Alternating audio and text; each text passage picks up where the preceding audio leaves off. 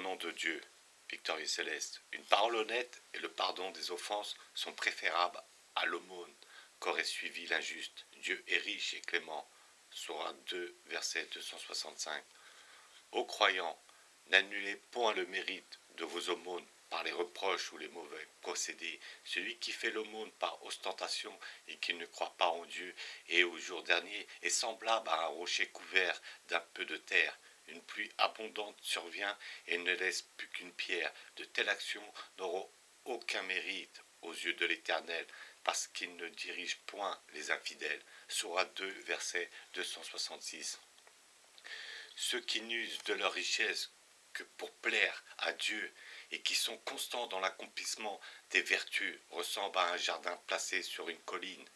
Une pluie favorable et la rosée féconde la terre et font croître ses productions en abondance. Dieu voit vos actions. Verset 2, Sourate 2, verset 267. Ô croyants, faites l'aumône des biens les meilleurs que vous avez acquis et des fruits que pour vous nous faisons sortir de la terre. Ne choisissez point ce que vous avez de plus mauvais et de plus vil pour le donner. N'offrez point ce que vous ne voudriez point recevoir, à moins que ce ne soit par une convention particulière. Sachez que Dieu est riche et comblé de gloire. C'est Satan qui vous met devant les yeux la menace de la pauvreté et vous commande la faute. Mais le Seigneur vous promet le pardon et l'abondance. Il est savant et infini. Sourate 2, versets 269 à 271. L'aumône que vous ferez et le vœu que vous aurez formé sont connus du ciel. La réprobation ne sera point le partage des bienfaisants. Il est bien de faire de bonnes œuvres au grand jour. Il est mieux encore de les cacher et de les verser dans le sein des pauvres. Elles effacent les péchés parce que le Très-Haut est le témoin des actions de l'homme. Sourate 2, verset 275. Faites l'aumône le jour et la nuit, en public et en secret. Vous en recevrez le prix des mains de l'Éternel, et vous serez à l'abri des frayeurs et des tourments. Sourate 2, verset 275. Si votre débiteur a de la peine à vous payer, donnez-lui du temps. Ou si vous voulez mieux faire, remettez-lui sa dette, si vous saviez. Sourate 2, verset 280. Vous ne seriez justifié que quand vous aurez fait l'aumône de ce que vous avez de plus cher. Tout ce que vous donnerez sera connu de Dieu. Sourate 3, verset 86. Entretiens dans ton cœur le souvenir de Dieu. Prie-le avec crainte, avec humilité et sans l'ostentation des paroles. Remplis ce devoir soir et matin. Les anges qui en sont en la présence du Très-Haut, loin de refuser orgueilleusement d'obéir à ses lois, le louent et l'adorent sans cesse. Sourate 7, versets 204 et 205.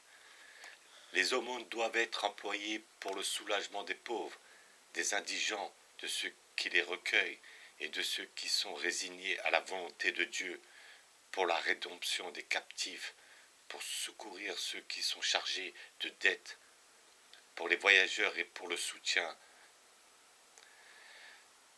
de toutes les personnes. Telle est la distribution prescrite par le Seigneur. Il est savant et sage. Sourate 9, verset 60. Commande la prière à ta famille, fais-la avec persévérance. Nous ignorons pas que tu amasses des trésors. Nous ferions à tes besoins, la piété aura sa récompense. Sourate 15, verset 132.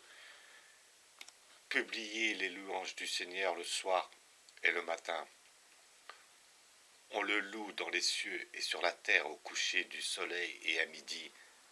Sourate 30, versets 16 et 17. Lorsque le malheur atteint l'homme, il élève vers Dieu sa voix suppliante. À peine est-il soulagé qu'il oublie le bienfaiteur et offre à des idoles un encens coupable, annonce à l'ingrat qu'il jouira peu de son infidélité et que l'enfer sera son partage.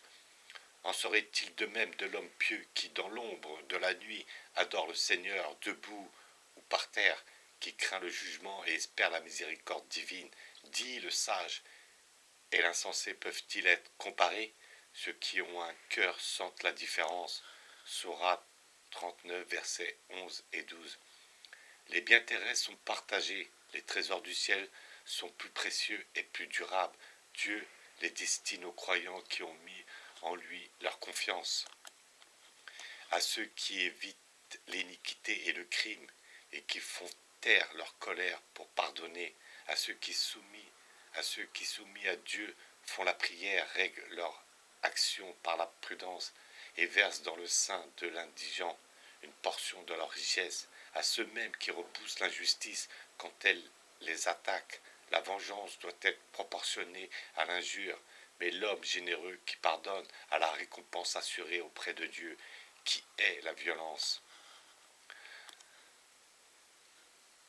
Sourate 52, versets 34 à 38. Ô croyants, lorsque vous êtes appelés à la prière du vendredi, empressez-vous d'aller rendre vos hommages au Tout-Puissant, que rien ne vous arrête. Votre zèle aura sa récompense, si vous le saviez. Verset 9.